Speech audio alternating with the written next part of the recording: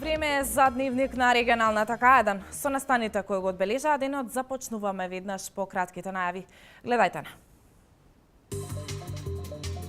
92,33% од загадувањето во Велес е од домаќинствата. Пингпонкарскиот клуб Борец тим од Велес традиционално и оваа година организира новогодишен турнир за љубителите на пингпонгот. Кој и зошто им се заканува на новинарите од регионалната телеканал А1 од Струмица.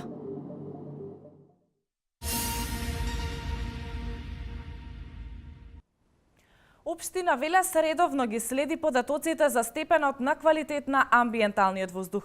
Мерењата покажуваат дека во 2016 година, заклучно со 18 декември годинава, 95 дена биле надминати концентрациите на суспендирани PM10 чистички, со што Велес е на 15-тото место во државата. Дури 92,33% од количеството на суспендирани чистички произлегуваат како резултат од согорувањето во домашните ложишта. Мерните станици континуирано со денови покажуваат огромна загаденост на воздухот во Македонија, како во вечерните, така и во утринските часови. Иако во Велес загадувањето на воздухот не е над дозволеното, чадот и густата магла предизвикуваат проблеми на граѓаните. Мерењата покажуваат дека во 2016 година, заклучно со 18 декември, 95 дена биле надминати концентрациите на суспендирани PM10 честички, со што Велес е на 15-тото место во државата, а не на второ како што беше кажано, вели градоначалникот на општина Велес Славчо Чадиев. 92,33 од целокупниот процент допринесува грејењето на домовите со разни енергенси за грејење. Пред се мисли на дрва, пред се мисли на ќумур, нафта и така натаму.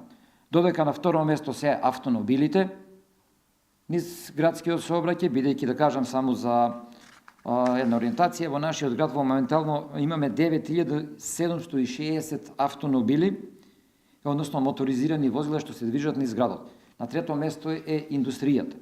Доколку загадувањето е во последователни 10 дена за суспендирани честички поголеми од 100 микрограми на метар кубен, тогаш се вклучуваат праговите на алармирање и тогаш локалните заедници се должни да превземат конкретни мерки, вели Билјана Манаскова, додавајќи дека според инспекторската работна група која ги има донесено праговите за алармирање, досега немале регистрирано покачување на честичките. Во јануари имаме 26 дена во месецот со зголемени концентрации над дозволените на суспендирани честици. Во февруари 12 дена, март 8, април 4, мај 2, јуни 2, јули 2, јули 1, август 0, септември 0, октомври 4, ноември 20. Ова јасно ни покажува дека во зимскиот период загадувањето е интензивно и е право пропорционално со грејната сезона. Согласно податоците, општина Велес им препорачува на граѓаните, возрастните лица, малите деца, бремените жени, хронично болните да не се движат на отворено помеѓу 17 и 20 часот, кога има најголеми вредности на загадување, да се намали употребата на возилата, за затоплување на домакинствата, да се користат познати и одобрени енергенси како дрва или електрична енергија, а да се избегнуваат прегорено масло, пластика и стара дограма. Во меѓувреме, надлежните од инспекторатот извршија надзор на сите индустријски постројки кои имаат котли и се провери емисијата на загадување. Како еден од начините за справување со ваквата состојба во иднина, локалната самоуправа е во фаза на изработка на план за подобрување на амбиенталниот воздух, кој ќе содржи конкретни мерки и препораки.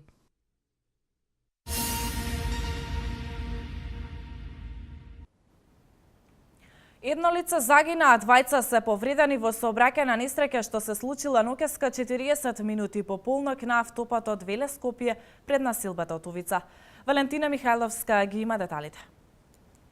Една жена загина во сообраќајна несреќа која се случила ноќеска 40 минути по полноќ на автопатот Велес-Скопје пред населба Отовица. Несреќата се случила откако патничко моторно возило Citroen со скопски регистарски таблички, управувано од ПМ на 55 годишна возраст, изгубил контрола над истото и удрил во бетонскиот зид и се превртел. Од здобиените повреди починала на местото на настанот 28 годишната сопатничка ММ, а смртта ја констатирал лекар од итната медицинска помош. Со тешки телесни повреди се здобила и 52 годишната сопатничка ММ, која заедно со ПМ, со возило на итната медицинска помош, биле пренесени во општата болница Велес. Увид на местото на настанот извршиле јавен обвинител и увидна екипа на СВР Велес.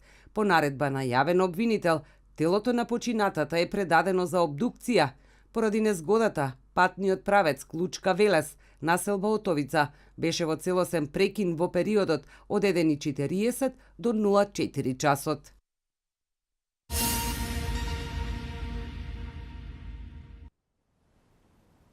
ВМРО ДПМН и коалицијата се за раст на платите, на пензиите, на капитални инвестиции, за економски политики кои ќе ја придвижат економијата напред, кои ќе обезбедат економски раст и ќе креираат нови работни места. Додека СДСМ е за рестриктивна економска политика.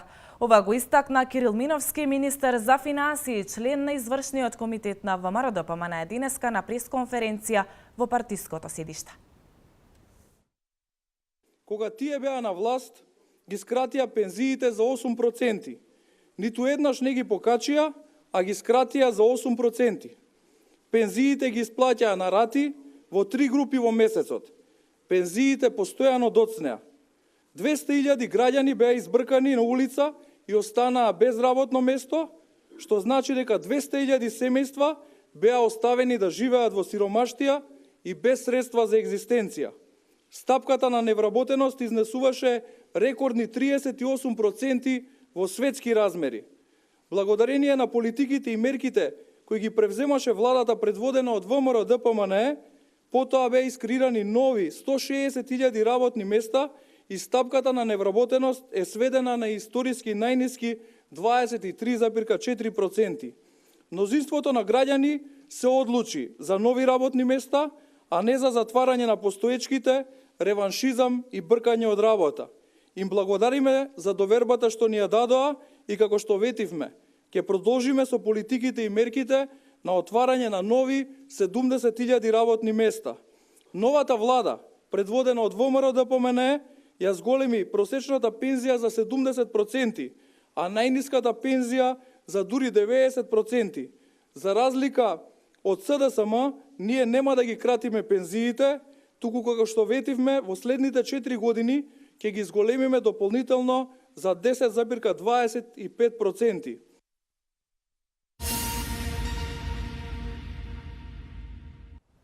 Уцените и заканите кон новинарите не се ништо ново, но уцените и заканите по живот се нешто на што ние како медиумски работници не смееме да премолчиме.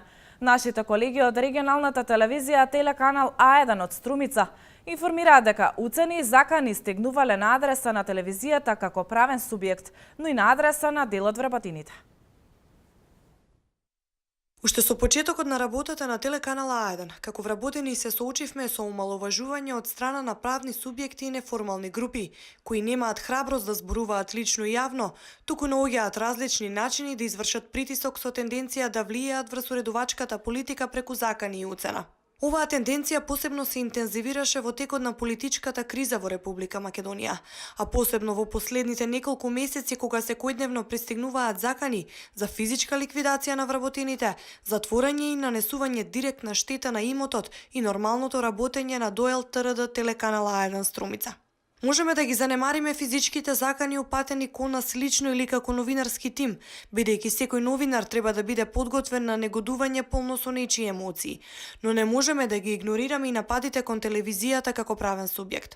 Имено телеканал А1 работи согласно Уставот на Република Македонија и законските норми и согласно сите правилници на Агенцијата за медиуми. Легално ја имаме добиено лиценцата за работа и како и секој правен субјект се трудиме да понудиме квалитет и програма на медиумскиот пазар. Согласно сите извештаи од сите релевантни институции и субјекти на соработка, немаме никаква забелешка за нашето работење и подготвени сме да прифатиме и добронамерни совети. Но ги уверуваме нашите гледачи, независно од тоа каков став имаат кон нашата уредувачка политика, дека таа нема да се смени и од нашиот начин на работење нема да се откажеме без разлика на сите притисоци, закани и без разлика на тоа колку отежнувачки околности за работа имаме.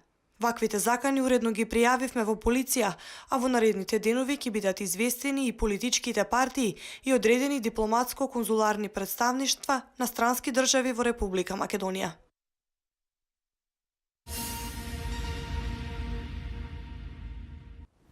Сточарите следната година ќе добијат 19,2 милиони евра субвенции.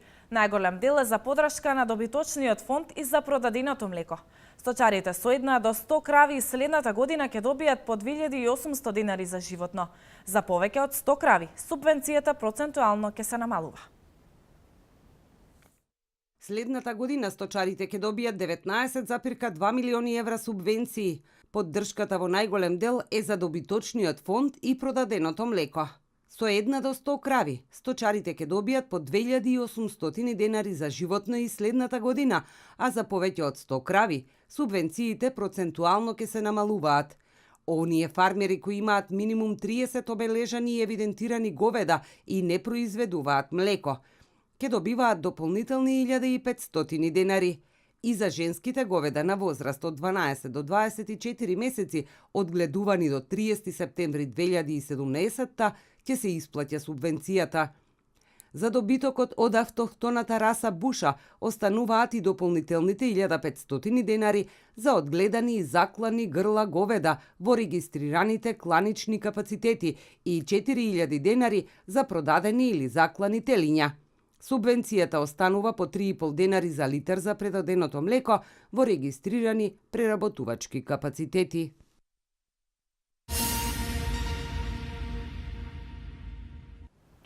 Советниците на Советот на Општина Велес во понеделник ќе одржат 62-та седница.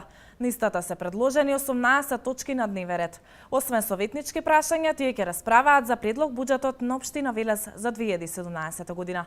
Деталите ги има колешката Валентина Михайловска.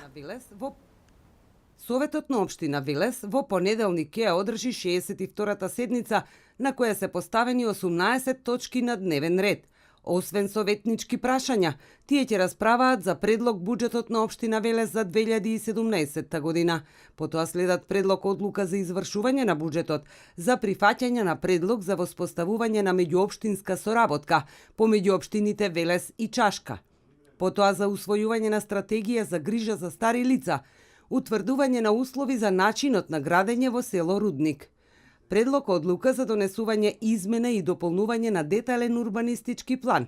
Предлог програма за работа во областа на располагањето со градежно земјиште во собственост на Република Македонија на подрачјето на Општина Велес за 2017. 10-та точка е предлог годишната програма за работа на Советот за 2017, па следат програмата на Советот на млади.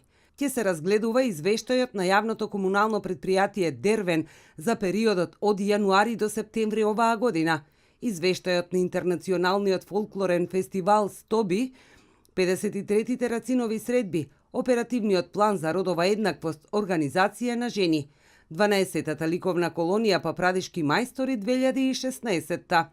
Предпоследна точка е предлог решение за разрешување и именување членови на училишен одбор во Општинското основно училиште Блаже Конески и предлог решение за одобрување средства од буџетот на Општина Велес.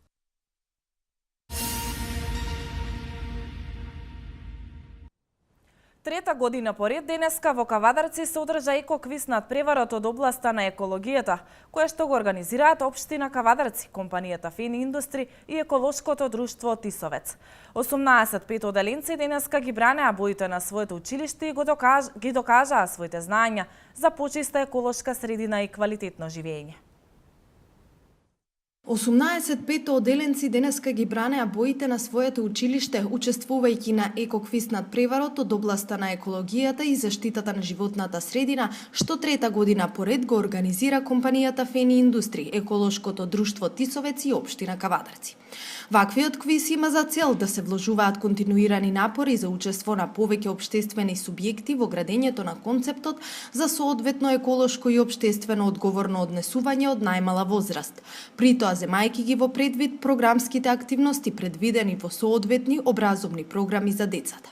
Првиот човек на Кавадарци, градоначалникот Александар Панов, смета дека ваквите надпревари преку кои уште од најмала возраст се придонесува за значењето на животната средина и нејзино зачувување, треба да бидат почести и да станат традиција. Ако сакаме да имаме почиста животна средина, едукацијата и навиките мора да ги гаиме и да ги практикуваме, односно децата да ги образуваме и да ги воспитуваме токму во тој правец, да имаат високо развиена еколошка свест уште од најмали години, да се такмичат внатре прво во училиштето во однос на одредени еколошки прашања, а потоа тоа како знаење и да го употребат на како идни домаќини, идни креатори на животот на Кавадарци, идни придонесувачи кон доброто на Кавадарци. Имајќи го во предвид фактот дека вредносните ставови се градат од најмала возраст, се очекува овој проект да има влијание врз формирањето на елементарните еколошки навики кај учениците.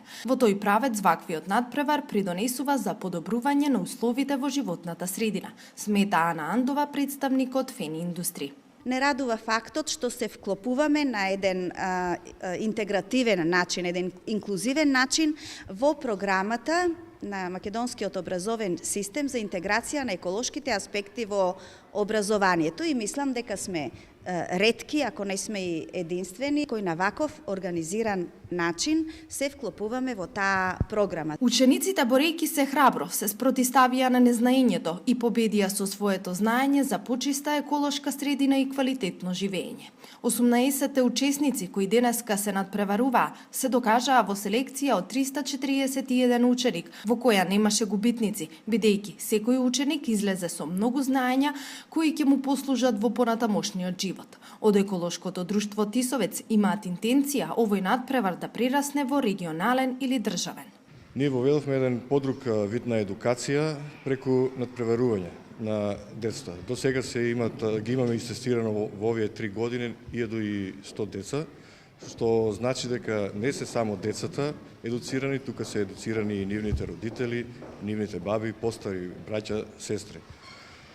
Ние во план сме да го прошириме квизот, да го направиме регионален, во контакт сме со другите општини од регионот.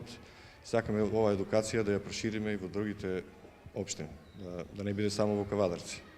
Во последните 3 години своите знаења од сферата на екологијата и заштитата на животната средина ги збогатија 1075 ученици, што не е ни малку бројка за подценување. Секако во нивните успеси несебично се вклучиле членовите на семејството и наставниците од училиштата.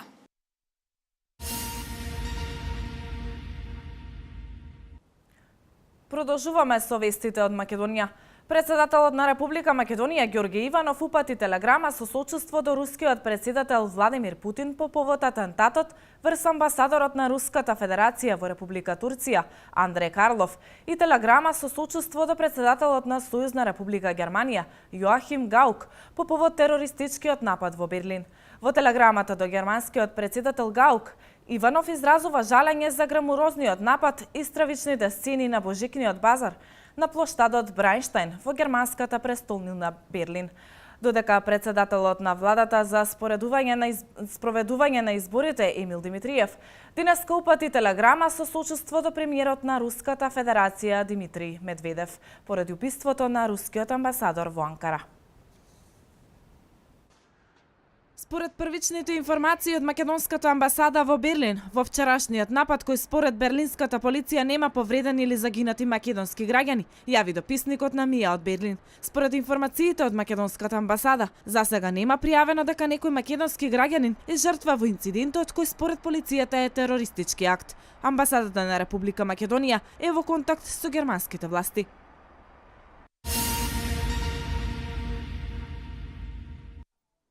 Новинската агенција ДПА пренесува дека осумничениот навет Б минатата година преминал преку балканска рута минувајќи низ Македонија.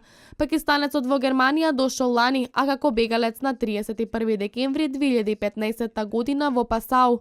Ова може би му овозможило полесно да го изврши терористичкиот акт со камион на Божикниот базар во Берлин. Бил сместен во хангар на аеродромот Темпелхоф, пренаменет во бегалски центар, каде ноќва германската полиција извршила рација. Каде го крил камионот со кој влетал во Божикниот базар, се уште не е познато. Според првичните информации, камионот го крил на градилиште во Полска, но според новите информации, веројатно го укрил во Берлин. Се работи за полски камион, чиј возач е пронајден мртов.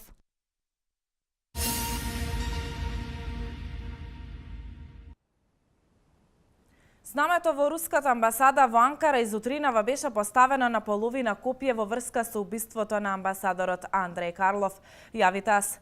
Барател на азил од Пакистан, кој во Германија бил само неколку месеци, се верува дека е човекот кој го одзел камионот од 25 тони и упадна во толпа луѓе, при што уби 12, а повреди 50 на лица. Следуваат вестите од светот.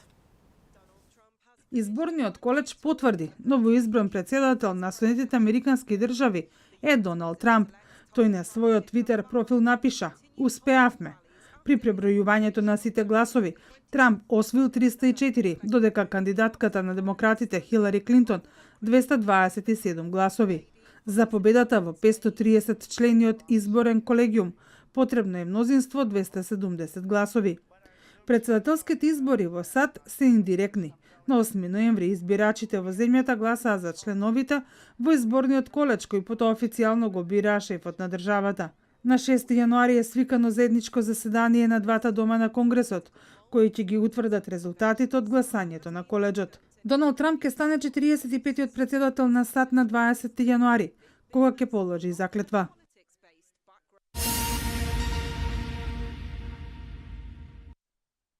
Дописникот на МИЕ за Македонија, повикувајќи се на извори од германските медиуми, информира дека бројот на загинати во нападот извршен со камион на Божичниот пазар во центарот на Берлин се искачил на 12. Тројца починале во берлинските болници, додека останатите 9 мина на местото на инцидентот. Медиумите пишуваат дека се уште нема официјална потврда за идентитетот на напаѓачот, но извори во германските служби за безбедност се сомневаат дека тој е пакистанец или афганистанец и дека во Германија пристигнал во февруари како бегалец. Според германската новинска агенција ДПА, која цитира извори во службите за безбедност, се тврди дека се работи за исламистички напад, за кој истрага води Федералното јавно обвинителство.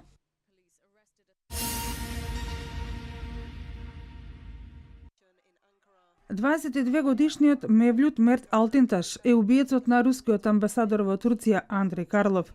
Како што пренесуваат турските медиуми, тој пред да пукал во амбасадорот, кој во критичниот момент држал говор пред присутните во галеријата, извикал Алепо и одмазда. Безбедносните сили го ликвидирале убиецот кој претходно ранил уште тројца турски државјани. Повредената жена веќе е пуштена од болница, додека двајцата мажи се уште се на болничко лекување. Новинската агенција ТАСС пренесува дека уапсени се 5 лица, мајката, сестрата и таткото на напаѓачот, како и 2 други лица. Роднините на атентаторот од градот Сок, западна Турција, ќе бидат доведени на распит во Анкара.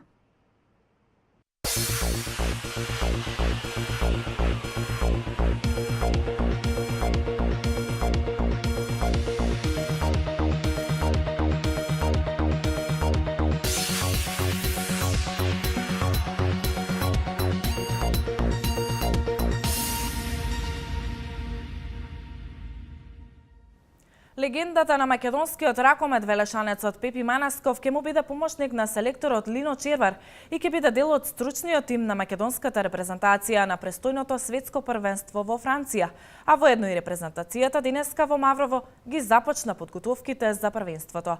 Спортските вести во продолжение.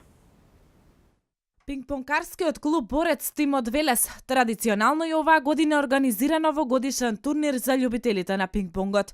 Турнирот ќе се одржи во сабота на 24 декември во спортскиот центар Гемиџи Велес, а ќе се игра во 4 категории. Ќе бидат опфатени вкупно 4 категории во надпреварите и тоа апсолутна категорија на мажи, апсолутна категорија на жени, како и кадети во машка конкуренција и женска конкуренција. Надпреварувачите ќе бидат поделени во групи од по 4 играчи, така што понатаму во елиминациона фаза продолжуваат двајцата првопласирани играчи. Право на учество имаат сите активни играчи, ветерани и рекреативци без оглед на возраста.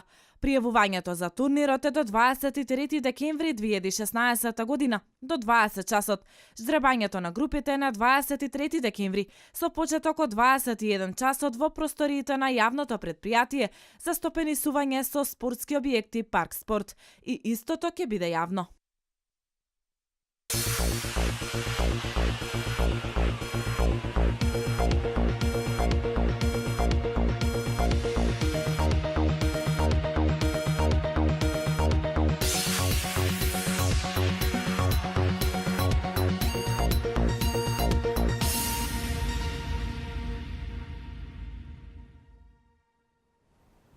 Зимата во Македонија и на северната хемисфера на земјата ќе почне утре во 11 часот и 44 минути. Во исто време на јужната земјина полутопка ќе почне летото.